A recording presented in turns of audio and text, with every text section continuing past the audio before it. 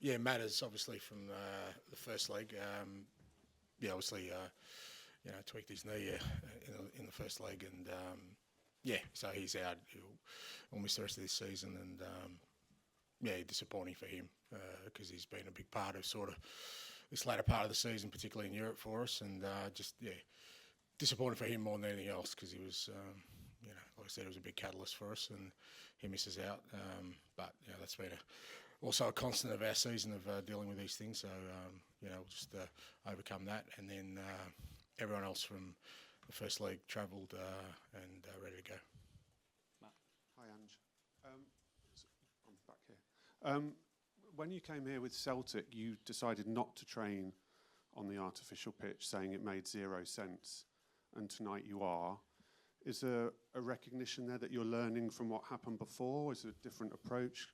No, it was different circumstances, and it was just a different scenario with Celtic. But tonight was more about, we've done this, we did it at Frankfurt, we've done it consistently through Europe. We just feel it works better for us, and the players are used to coming the night before, training at the venue, so made sense to do that this year. Tom, just wait for the mic, please. Hi, Ange. Obviously, James Maddison and Lucas Bergvall are two of your more creative midfielders. It feels like the onus might be a bit more on Dejan Kulusevski coming into this for that part of the game. What have you made of his form since he's come back from injury, and how much do you think he can step up in that void? Yeah, look, certainly it's good to have Decky available because, obviously, like you said, with Lucas and Matters, different players, obviously, but, like I said, very creative, both of them going down in the same week. It's great that Decky's back. He obviously missed a lot of football, and it always takes a while to get his rhythm, and I feel like he's been getting stronger every game, and certainly against West Ham you could see he's starting to get his rhythm again, and the thing with him is, irrespective of kind of where he's at, he's going to work his socks off for the team. He's got an unbelievable engine, he doesn't stop running, and it'll be important for us. Tom? Hi, Ange. Just wondering what your mindset is going into this match, obviously with the 2-goal lead. What's been your message to the players? Is it to sort of go and win the game again, or to kind of consolidate, hold what you have? No, I think it's just approaching it the same way we have, the rest of our campaign, really. I think away from home, we've been really, you've got to be really disciplined and organised whenever you're playing away in Europe, and irrespective of the scoreline. And I think what the lads have done well, and right through the campaign, particularly through the knockout stages in the second legs, whatever we've needed to do, they've done it, within sort of the confines of our game plan, and like I said, being organised, whether that was, we had to beat RZ at home and could have got nervy, and the boys handled that really well, and we had to go to Frankfurt and win, and tough venue and imposing sort of atmosphere, and I think the lads handled it really well, so it'll be a similar sort of mindset for tomorrow. George, please. And I assume Sonny's not travelled. Yeah. How much of a blow is that, and also how is Dom after missing Sunday? Dom's good. He's ready to go. Trained fully last couple of days, so he's no problem. Disappointing for Sonny. He was pushing hard. He has progressed. Possibility of him getting some game time on the weekend for us, but he hasn't trained with the team yet. So, but he is progressing. So we'll just wait and see how he goes. Hello, and can I ask about the comments by Arsene Wenger again? It sort of comes up that this idea that winning this competition shouldn't be a place in the Champions League. What are your thoughts? Well, I mean, that's a debate that's been raging for years, mate. Like, at least the last 8 days. I've never heard that before. So, I've said it before, mate. Spurs does crazy things to people. It does. It does. You put that club into any sentence or any issue, and invariably they all come out and try and diminish as much as they can. Why wasn't it an issue before and it's an issue now? What's the difference? I don't understand what the difference is. The competition. Last year, fifth didn't get you into Champions League. This year it does. What does that mean?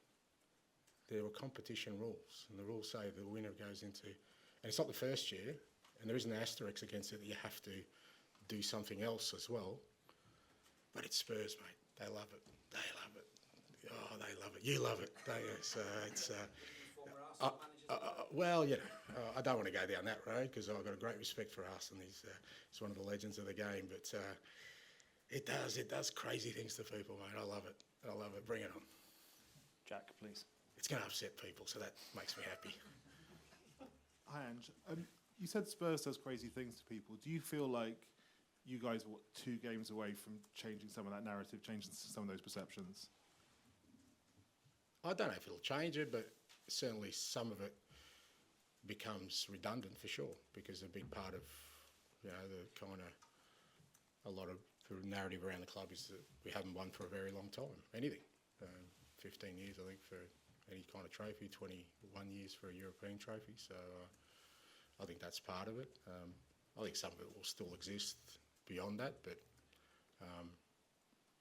as I said, you kind of, from my perspective, how do you create a winning culture? Well, it starts with winning, you know, and I think the more experiences you have winning, and if you can, you know, land a trophy along the way, that certainly gives belief within the whole club that it's capable and possible of doing. But we've still got a big game tomorrow to even get through to get to a final before we can start sort of talking about that. Ange, Bodø/Glimt player Fredrik Sjøvold said after the last game that your pressing was very bad. What is your response to that comment? That's okay. It's a game tomorrow. All those things will be answered. This wasn't my original question, but I'm intrigued. You said that Spurs does crazy things to you. So Not to me. No. Not to you. No. I said to people, not To to me. people. No, Oh, no, so- I'm fine. Are you sure? Yeah, no, I'm great. I'm definitely good. Yeah. Okay, because I was intrigued how crazy Spurs has made you. It hasn't made me crazy at all. I was talking about other people. I wasn't talking about me. I was asked a question about, you know, apparently there's a massive raging debate about the legitimacy of us, you know, or Man U potentially being in the Champions League next year, as if it's, you know, you need to change the rules because Spurs are involved. So, yeah. You got your match against Villa moved. Does that mean you feel you have 1 foot in the final? Oh my God, really? Yeah, next question, please. I've got no idea. Yeah. You realise I'm the manager, yeah? I don't make the rules, I don't change fixtures, I'm the manager, yeah? Okay, yeah, go. Playing here against Postecoglou, what is the biggest challenges facing them here? I think, as I said, I think whenever you play away from home in Europe, I think it's always challenging, you know, it's always tough because obviously the opposition, you know, have the normality of, you know, the conditions and the stadium and, you know, the crowd behind them. So all those kind of things always make it difficult. It's no different here. I think the fact that it's a semi-final is such a big game, irrespective, it's always going to be a bit tight and, you know, really tense throughout the whole game. And, you know, I think it's just the nature of the competition you're in and like I said, being in a semi-final that, you know, whether it was at our place first or at our place second, it would have been the same kind of scenario of, you know, I think 2 teams who know there's a big prize at the end and to get to a final and, they have to perform tomorrow. Hi, Ange. Kjetil Knutsen, Glimt coach, said that the plastic pitch provides a bit of a different game. What's your assessment on that, and have you guys prepared on plastic pitch before coming here? Yeah, it does. It's obviously different. But, you know, again, it's, you know, we'll train on it today. Like I said, whether it's the pitch, whether it's the atmosphere, whether it's the conditions, there's always something you need to overcome at the end of the day. Yeah, you're playing in a major competition, like I said, away. There's always challenges there. Whatever that challenge needs to be, you need to overcome it, and we'll do that tomorrow. Hi, Ange. There's been so much talk since you came here about your approach, but it felt like the Frankfurt game was kind of based on qualities that aren't talked about as much, kind of organisation, grit, and all those things. Can you talk about how important they are and how important they're likely to be tomorrow night? Yeah, hugely. You know, just the nature of the competition. Knockout competitions kind of demand different things from you, I think, as a team, and particularly in knockout, you know, sort of scenarios. Just in my experience, it naturally means that you kind of have to be a little bit more sort of focused, because every moment is important, every aspect of the game is important, and so it does mean that certain things you have to be really clear-headed on, and in terms of our approach. And like I said, I think the boys have handled it really well so far in the knockout stages, particularly in the second legs of every game, of understanding what needs to be done, and within the context of we still want to play our football, we still want to be aggressive, knowing what sort of parameters we can play towards to get through. Just to follow up, sorry, Ange. I mean, you've always said you're happy for your young players to kind of go out there, play and make mistakes, and you won't put it on them. Does what you're saying mean you're kind of prepared to say be a bit more safety first in these scenarios? No, because I think that happens naturally anyway. Like I said, players are, I keep saying, they're human beings. They understand as well, So there's always, I think if anything, if I put it on them even more, they become even sort of more conservative, and then you don't want that, I just think the nature of the contest means that happens anyway. So I guess that kind of reins in a lot of things on a natural basis. I don't think it's something I need to expressly say to the players. Again, my role within that is to kind of still show that there's kind of aspects of our game that are going to be really important tomorrow, that are consistent in our game, that we're going to have to execute as well. Ryan, please.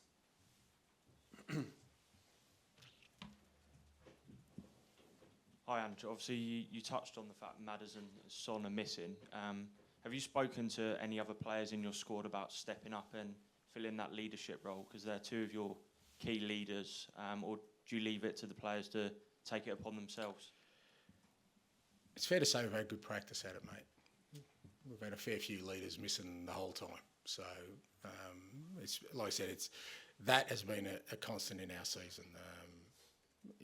Different times. I don't know how many captains we've had this year, to be honest, actually leading the team out. So I guess that's been a challenge, but the beauty of that is also it's allowed growth in some guys, whether that's Pedro or Bentancur, Basuma, Dom Solanke. They're all sort of, apart from sort of Vic and Romero, have all had to step up at different times this year, because sometimes all four of our leaders have been missing. So because it's been a constant, I think it would have been more of a sort of maybe an issue for me to sort of discuss with the players, if we got hit at this point of the season and we hadn't had to deal with it before, but it's kind of something we've been dealing with all year. Final question here at the front, please. Hi, Ange. You spoke about how you faced many challenges throughout your managerial career. This season in particular has been really difficult. If you're able to come through this competition and win it, do you think that sends a real message about resilience in general, and for yourself and your team in particular? Yeah, look, I do think resilience is a really important commodity for sure. I think anyone who has success in whatever field it is has had to show resilience at some point. I think I think there's this notion that success just is linear and it comes really easy. It just doesn't exist. Everyone knows, anyone who's had success in their career, like I said, in whatever field or whatever vocation they pursue, will know that at some point, they've had to deal with adversity. We've had to deal with a lot of adversity this year, and I'm really proud of the lads that I've said before many times this year that through that adversity, they've never sort of splintered or lost or wavered belief in what we're trying to do. And we wouldn't be sitting in this position if that was the case, because there's plenty of opportunities during the year for that to happen. I think it's a testament to them. And I think it helps you in games like tomorrow, because you're going to have to deal with another challenge. But, if they can sort of tap into the way they've dealt with every sort of stumble we've had this year and every challenge we've had this year, then, they'll find the strength they need to get the job done tomorrow. Thank you very much. Thank you.